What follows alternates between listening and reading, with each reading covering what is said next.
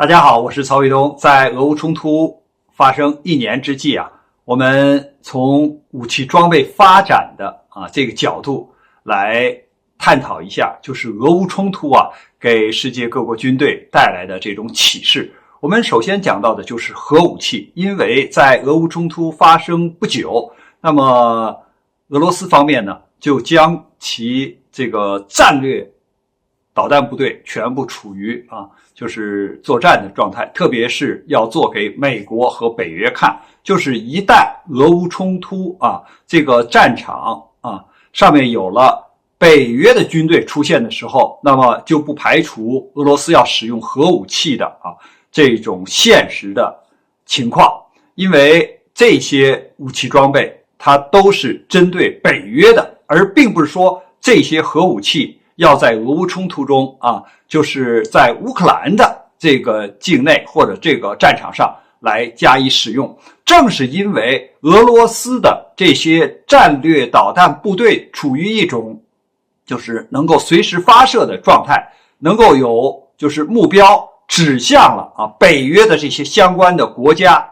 那么北约一直不敢上场，尽管他们一直在向这个乌克兰提供武器装备或者是提供情报支援等等，但是他们不敢把真正的作战部队派到乌克兰战场上，直接和俄罗斯的军队交火交战，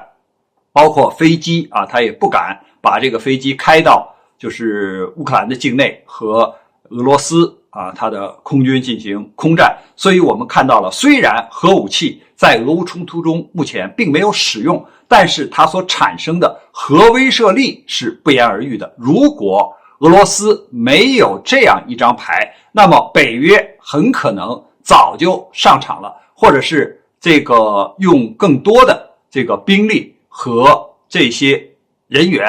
就是进入到这个乌克兰的战场上。所以普京总统在这个冲突接近1年的时候呢，一个是对美国发出一个信号，就是美俄之间还有最后一个军事协议就是新削减战略导弹条约。那么普京总统说现在这个事儿咱们俩不要再往深里谈了就维持现状就可以了，也不再进行协商。所以这就画出了一个巨大的问号，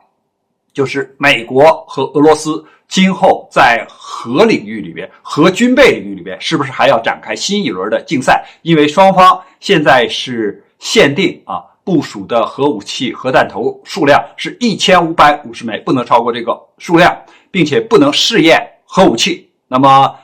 现在呢，就是通过俄乌的冲突就是美俄之间的这个核威慑，或者是今后发展核武器的这个战略会不会发生改变这个已经给世人就是带来了一个信号。我们再讲，如果俄罗斯它没有这样的核威慑核报复能力的话，那么北约就很有可能对它动手。所以俄罗斯现在说，我不但要保持亚尔斯包括海基的就是布拉瓦的这种导弹，包括它现在正在研制的就是波塞冬的水下的这种无人潜航器或者说核鱼雷，那么还要把萨尔马特这样的就是重型的多弹头的核武器在今年加以部署，实际上呢就是作为最后一道防线那么来维护俄罗斯的国家安全。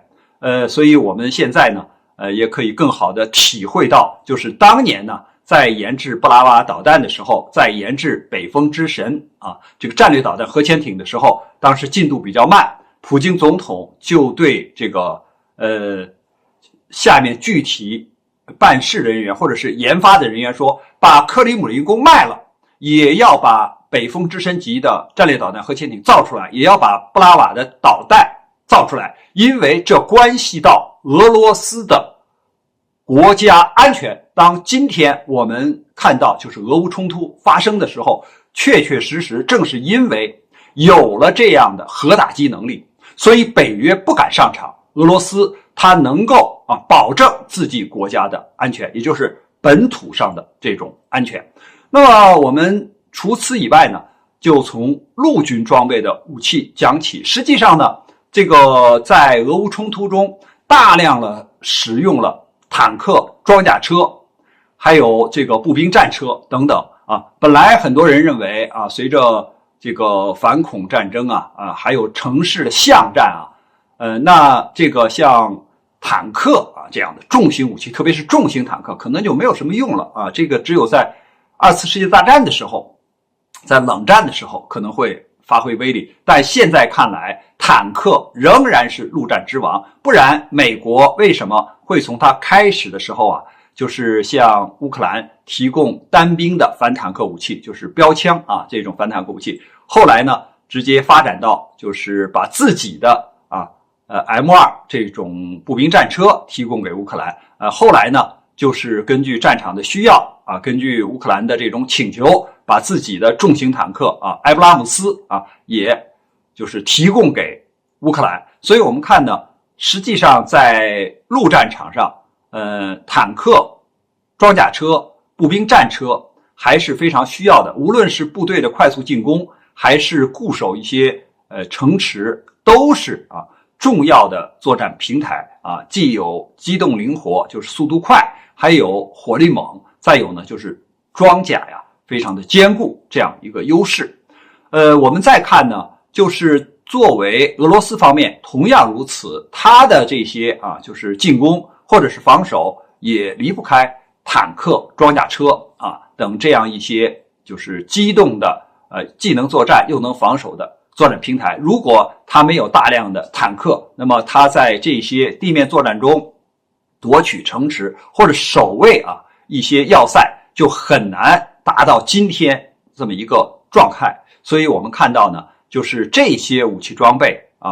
虽然就是反恐这种作战的形式可能会相对的少一些，对这个坦克、装甲车的这种需要量可能是比较低一些，但是大规模的这种陆地的作战，看来坦克、装甲车还是必须要保留的。只不过呢，是中型的、轻型的还是重型的，是在寒冷的环境还是在沙漠的地区它有不同的要求